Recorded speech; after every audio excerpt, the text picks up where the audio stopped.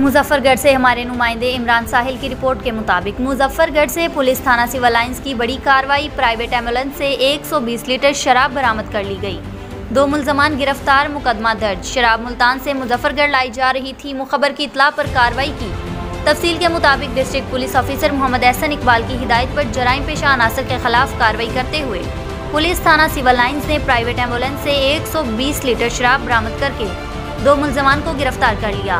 Police Muzaffargarh Alipur bypass दौरान नाकाबंदी पर मुखबर की इत्ला पाकर एम्बुलेंस को रोका गया तो 30-30 लीटर की 4 अदद केन बरामद हुई, जबकि आदि मंशियात फरोश जाहिद और ड्राइवर तारिक को गिरफ्तार करके मुकदमा 534/21 बजुर्ग 3/4/4/79 दर्ज करके कार्रवाई शुरू कर दी।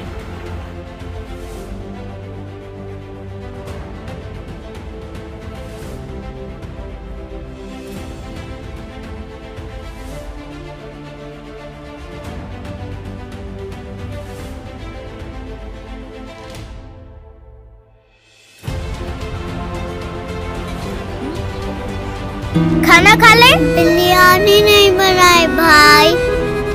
इतनी तेजी से कैसे बनेगी? तेज तेज तेज ये हाथ चलाए, तेज तेज तेज ये हाथ निकाले, तेज तेज तेज सब कुछ करे। ये लो बिरयानी।